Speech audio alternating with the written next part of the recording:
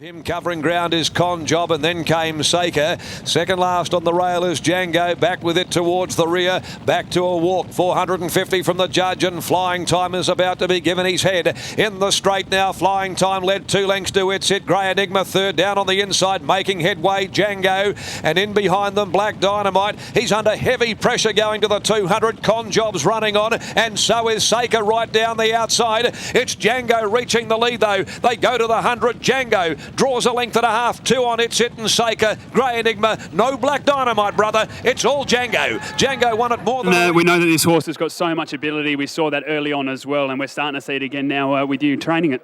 Yeah, look, he's a lovely horse, and he showed huge potential early on.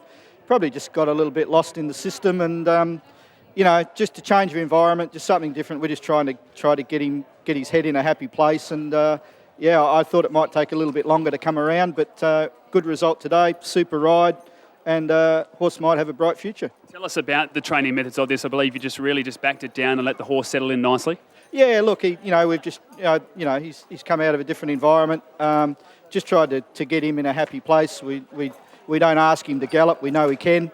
When he comes to gallop, to the race track to gallop, we let him. We don't make him.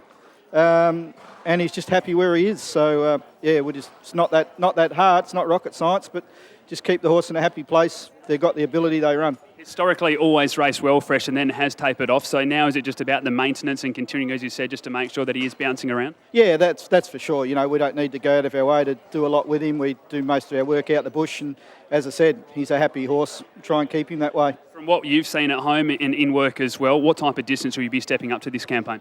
I think he probably could get a mile. I don't know. We'll just have a look. He might end up around the place at Christmas. It'd be nice.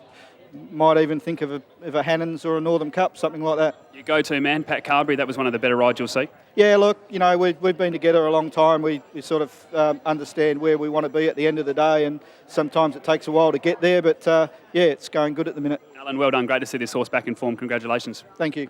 Well, great winning jockey now, Pat Carbery. And Pat, as we said there, that was one of the better rides we've seen in a while. You must have been happy with your work. Yeah, I was a bit worried early.